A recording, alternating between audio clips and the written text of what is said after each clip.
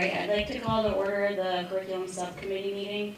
I recognize Aaron Dowding from Recording for Public Access. Rich Rediker is absent, Tim Collins, Lisa Murray. We're going to stand for the pledge.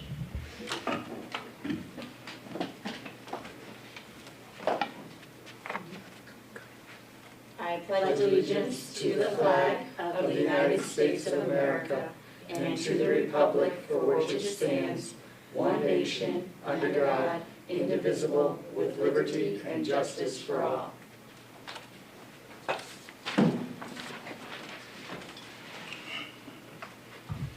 Next on our agenda is reorganization for the subcommittee, and I was going to ask him if he was okay if we put that off for next meeting since Rich isn't here.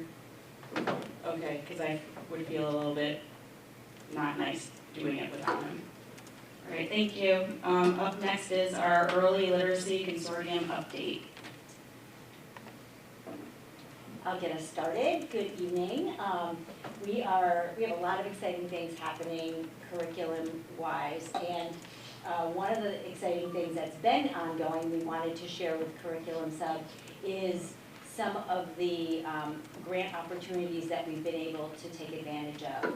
The Early Literacy Consortium grant is a grant that we applied for last year, and we'll go into some details about what the priorities were and how we applied and what we were able to do with the money. What's really exciting is because we, 3 years ago, were accepted into the high quality instructional materials, evaluating and selecting work with DESE, we've been able to make ourselves more attractive to DESE for some of these other grants, and it's a continuation of some work. So not only were we able to purchase high quality literacy instructional materials, we were able to be part of an early literacy grant to focus in on K-3 literacy instruction, train a lot of teachers, create some literacy leadership teams at our elementary schools, and we were also able to be a part of the Dyslexia Institute last year and create a dyslexia plan for our early literacy schools. So we're really excited. This grant worked perfectly in with the work that we were already doing, so it was a nice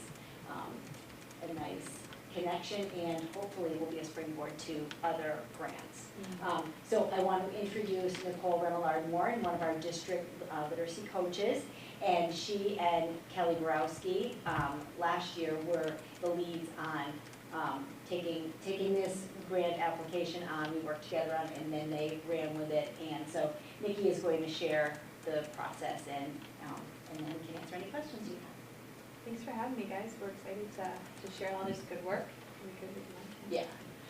All right. So before we get into the grant, this is a little bit of like what happened before DESE released this grant. So the National Council on Teacher Quality released their technical report for their teacher prep, specifically regarding higher ed and how they prepare their programming around early literacy and reading foundations.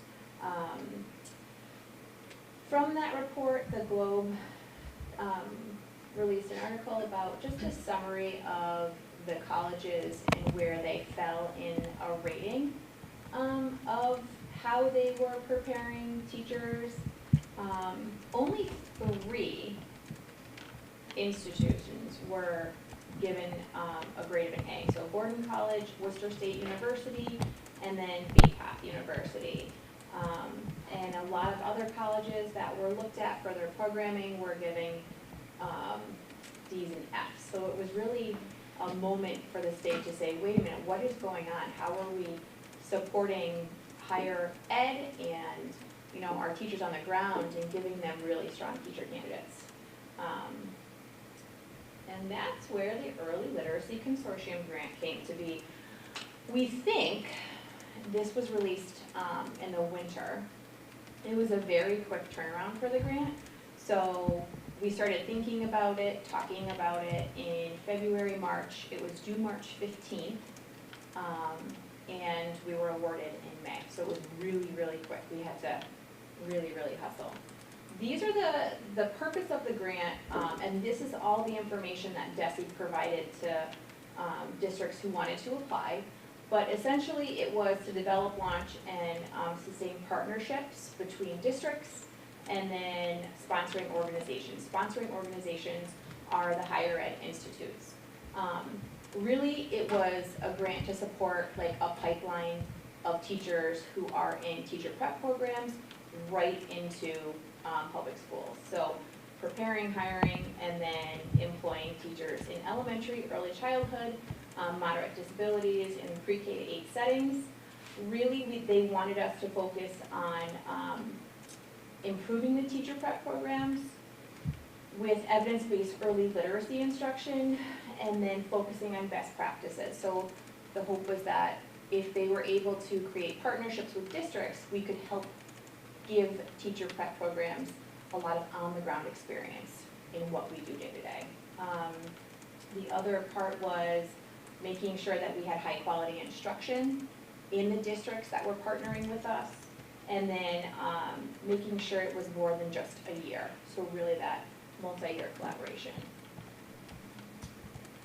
The priorities that we made sure when we were writing the narrative to hit were advancing the evidence-based early literacy in the schools, again by fostering the collaboration in districts and with higher ed, giving them multiple opportunities to come together, and then promoting that shared learning across schools and districts. So the funding available, you could apply for different categories. Category 1 was pretty basic, not having a whole lot of sponsoring organization relationships or other district relationships. We applied for category 2. We were ambitious and we got to work, and it was not easy, but we did it. So category 2, we had to have at least 2 school districts that also were implementing high quality instructional material for early literacy, and that high quality instructional material had to be rated a certain level on ed reports or Curate. And then we also had to, the districts also had to have a pretty strong MTSS implementation plan in the schools, and then we had to have at least 2 higher ed organizations. We had to commit to meeting with our consortium, and so overall we had to have 4 organizations, which we were able to do. So we identified our districts, and we identified some sponsoring organizations. Agawam had created a very small Western Mass network of CKLA users, and Sarah Hobson was the one who organized that, and Sarah. So we used that platform, and then we reached out to Gateway, who's also using CKLA, Dudley Charlton's using CKLA, Agawam. We had relationships with West Springfield, and we reached out to them. That we reached out to 8 colleges, and we met with all 8 colleges. Out of the 8, 4 decided to join us. Some of the colleges just weren't ready to jump on board. So we held a lot of meetings, we talked to a lot of people, did a lot of Zooms. We collected grant assurances from our partnering organizations. We wrote that narrative and we sent it in. So here's the list of the school districts and colleges that are part of our consortia. It was so weird typing WinU instead of WinIC. Here are the deans and the associate professors of the college. It was great because Dr. Heidi Wojcik, who we have a relationship with, also partnered with Worcester State. And so we have one of the colleges that received an A in our consortia, which is really exciting. I think the biggest thing here is we were one of 6 consortia in the entire state to be awarded, and we were really, really proud of that. It nearly killed us, but we did it. So we were really proud of ourselves. This was like a text to our coaching team. And I think someone said, oh my gosh, this is gonna be the death of us, but we did it. So that was a great moment. We hosted all of our higher ed and our partnering districts on May 22nd, and we had to get to work. We had to get a really good idea of the current reality of each district and each sponsoring organization. We wanted to know what tier 1 they were using, how much time on learning they were spending on, what implementation year, what their DESE approved universal screener was, and districts sat together and talked about all that, and it was a beautiful moment for colleges to come together and talk about their programming. They commented how they don't really get, opportunities to sit and talk about programming.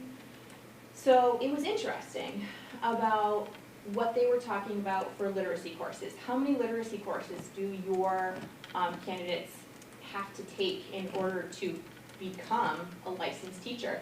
And it varied. So the programs like Springfield College had 2, or maybe 1, or maybe 3, where other colleges were, well, we just do 1, which was really interesting as we were sharing experiences. And what was the other one? Oh, the other thing that came up was how often are professors in schools experiencing literacy learning? And it really kind of gave a lot of light up. Professors aren't in schools, they're not on the ground, they don't attend data meetings, they don't, look at interventions, they don't, engage in structured literacy pieces. So this is really a beautiful opportunity to share what we're doing here and then how higher ed can support that. So that we shared our current reality, and then we also engaged in a needs assessment for districts and sponsoring organizations. The district needs assessment talked about the early components of, or the components of early literacy, and the sponsoring organizations talked about their coursework and then what they teach and how they teach it. And they talked about if it was absent, partially in place, fully in place. We did all of these pieces because we needed to get to our buckets of need. What do we need to start this work? We need a better foundation for professors. We need stronger candidates to come into schools to support students. So in what bucket, do we need to address first? This was a lot of work. And then from that, we were awarded $30,000 for materials. We were able to provide manuals, intervention, structured literacy routines, writing programs, a ton of decodable texts, CKLA, Tier 1 material to districts and colleges. It was the first time that colleges were ever awarded money to buy Tier 1 curriculum to support their students. We had pallets delivered that, professors were like, oh my goodness, this is incredible. We were also able to spend $45,000 on the professional development that supported that programming. So the ripple effect of this grant and the funds has been amazing. We are really proud of what we were able to provide people. And there's that. We did reapply for the second year of the grant recently. The same goals are in place to improve teacher preparation, enhance classroom practices, and really ultimately to improve student learning. Timeline, now that we have a better understanding of the programming in schools and the research behind that programming, our plan is to launch the PLCs for higher ed. We are going to hold some consortium meetings to draft the final version of our mission statement and our strategic plan for the year. The big thing that we are gonna tackle is holding an early literacy convention where everybody has a role in either presenting or sharing or having a table of something that they have taken on in their district or that they're implementing in their coursework. And we hope to have it on a day where we can invite teachers from surrounding districts, not necessarily in our consortia, but anywhere, and then get our college students to attend as well. The other ambitious thing that we're gonna try is we're gonna plan some high dosage early literacy tutoring for our pre-K to 3 friends. So really train people to come in and just support our neediest learners. So for our winter, we're gonna continue some more professional development based on what we're doing in the fall. If we have tutors who need some training, we will be able to offer it to them. Continue our meetings and our PLC sessions. In the spring, we'd like to host the convention. We'd also like to implement the early literacy observation tool to assess the effectiveness of what our plan is. We want to make sure that we are self-checking our work and making sure we're doing right by ourselves and by students.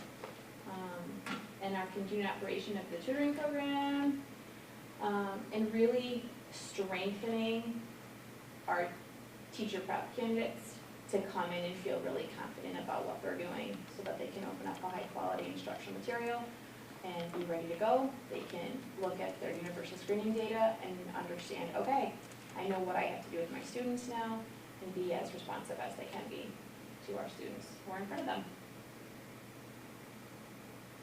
That's it.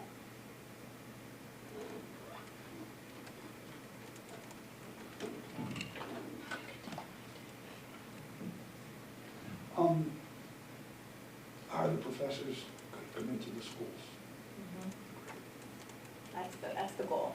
Our goal is to be fabulous hosts and we have been fabulous hosts in the past couple of years, but we want to get anybody and everybody into our classrooms to see all the good things that we're doing with the programming that we have. And to learn along with the teachers. To learn along with the teachers, absolutely. To provide moments of collaboration that they would normally not have. Yeah. Great. Fingers crossed that we'll get the next piece of the grant Yeah. and continue that work. We're already seeing some student teachers from some of our organizations, so we're hopeful that that will just keep growing and growing as the word spreads. We have four teacher prep candidates in our schools right now. And it's really been a fabulous thing to kind of take them under our wing and say, let's go. And also bring in those professors, like having a relationship with a professor who comes in to observe a student teacher is fabulous because you can sit side by side and say, okay, here's what she's doing here, or this is what this program is going to do next, and this is why, which is really empowering.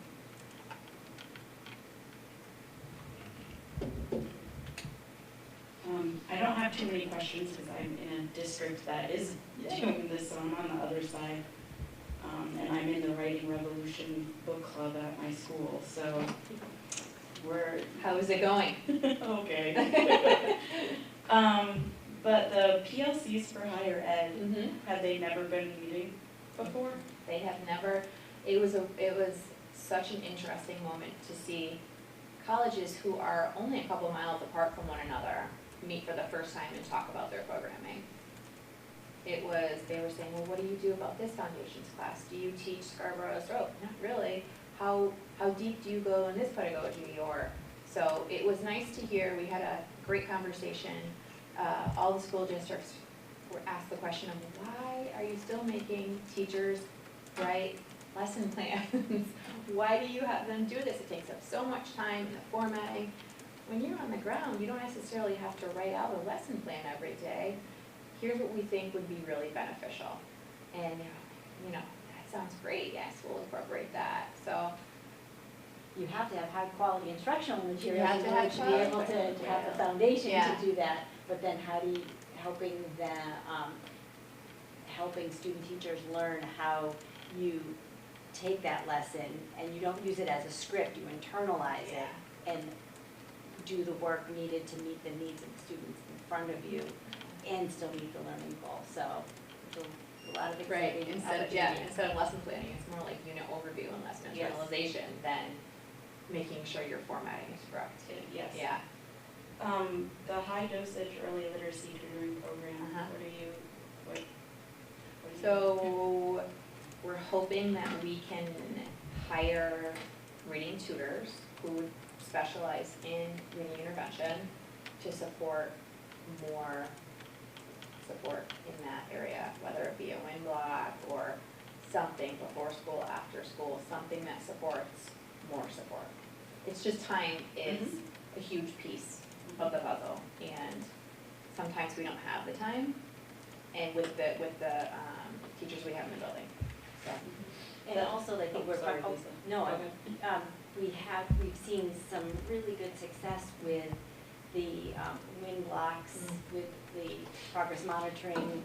And sometimes there's just too many children at that one particular time that need that intervention. So we'd be able to make the group smaller, which in and of itself intensifies the intervention and makes it so that the student is able to get more of what they need to try to close that gap. Sure, and there's some, intervention programs where like you're only really supposed to have at the most like 4 children. Yes. Yeah, And we try to be very cognizant of that in planning, and sometimes it's like, oh, can you take one more? And Yeah. no reading interventionist can say no, but, you know, we want to make sure that we're being as effective as possible. And if we have candidates, like teacher candidates who have a Monday and Wednesday and Friday schedule where they're free, we could also support them and saying, come on in, like, let us train you in this program, this program, this program, and you can be with us for those 3 days to support us. So it's a nice little way to, I know we have a shortage of educators and para-educators, but Mhm. are the para-educators also going to be getting trained in some of these? That's a good question. We've been working to try to identify what our paraeducators really want, need, in order to be able to provide support in the classroom. So to take a small group and do practice letter sounds, or, you know, do some blending or segmenting, that's going to support the students in tier 1. And they do some tier 2, whether it's we're going back to phonemic awareness and doing some Haggerty work at the kindergarten, first grade levels. So that is also a priority, trying to identify what we can train our paraeducators in that can make them feel even more effective in supporting students. Sure. And sometimes it's even nice for those educators to be trained in the same thing the classroom teachers are, so that they know. It's like trying to find the right, or just what's the meat that they need, because we've just hosted 2 days of amplified training with new teachers. That was a commitment that we made to the elementary principals, that we were going to provide high-quality training for new hires. Yes. Because sometimes that doesn't happen. You train everybody at the beginning, and then nobody gets it if they've entered past that initial rollout. And, you know, that's a lot for a paraeducator, perhaps. What can we pull out of it that would be what's the purpose of this practice that we're doing? This is how you do it. This is how you can support the student. We've done a little bit of that in math at our last half day. Yeah. Like knowing the same language, so they Yes, can yes. say the same things that Mhm. classroom teacher is saying, yeah. Have you already used an early literacy observation tool? yeah. What are you doing? So that was introduced when we were awarded funding for the early literacy grant. And we had started to use that when they said this grant is not being extended. So it was supposed to be a 3-year grant, it was only a 2-year grant. But interestingly enough, the consortium grant mentions it along with the PRISM grant. So it's definitely something that will enable us to see, okay, how are we doing? Is our time and energy like yielding good results? And I think that that's gonna be really important for us just to be able to, we are helping teachers and principals are supporting teachers crunching data and looking at, but now just kind of using the reflection tool to step back a little bit with a tool that's not amplify or dibbles and use that to kind of help us take a look, how is our tier one impacting student achievement, how is our tier two, so. Yeah. What do you envision the early literacy convention being like? I think it could be something really magical. Think of it like an education carnival, if you will, but, Alright. I was yeah. thinking science fair. Okay, or science fair. Either way, it's gonna be fabulous. I think that's one of, as we have our meetings, it'll be more about like, okay, what was most beneficial, like what PD did you guys go through? So I'm sure Agawam is gonna wanna do some writing revolution, like sharing out. Maybe it'll be you. I know like Carrie Wallace over at AIC, she was here with CKLA training, she has a classroom kit from CKLA. She's embedding different things for her classes, so I'm sure she's going to share how she's taken the training and the resources and then put those into her courses. So really it's just how we are supporting one another with the things that we've been able to purchase or experience. And I would love to have student teachers be Yeah. able to come through, Oh, like yeah. part of that and just, For those professors. Yeah. and the professors. Yeah, we're just trying to find like a good time for Yeah. everybody and then who's gonna host that, like a lot of like logistics, but We have to get the money first. I know, we did reapply, but we are applying for category 3, so. Yep. Thank you. Do you know if DESI has plans, because we're inviting, because there's a lot more teacher preparation colleges out there. I'm disappointed that we have one public college involved in this. UMass does an awful lot of it. Western State does an awful lot of it. We did You're reach going out to to give them. them exposure at your, We will certainly invite them. We did reach out to them. They were, they declined to be part of it. They were just in a different place with their programming and supporting their advancement of foundational skills. Could they possibly be in a different consortium, let's hope? Maybe they joined a Maybe different Agawam will host one. consortium. I don't know. I don't know. I think something that was tricky for some of those universities, like UMass and Westfield, they weren't offering a highly rated programming for their teacher prep in terms of early literacy. So they hadn't made the shift yet, and so I think that's what Nikki's saying, they're in a different place in their journeys, they're still kind of evaluating where they are and how to make those moves, whereas Worcester State has been kind of on the cutting edge, BayPath has been.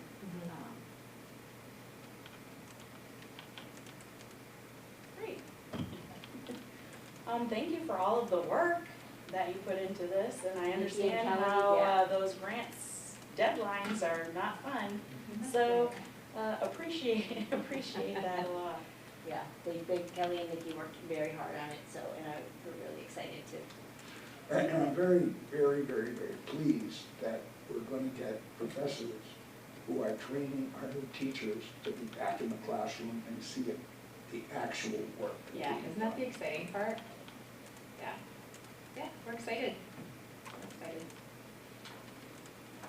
Well, thank you very much. Thanks for having us. Thank you. We'll be back with some other. Yeah, hopefully some new news. Carnival stuff? Carnival and new news.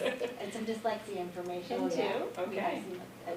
In a future meeting. All right, great, Forward thank to it. you. Yeah, thank you very And much. I guess we'll have adjournment. Do we have to, I can't even remember. We're good. I move we adjourn. Yes. All in favor?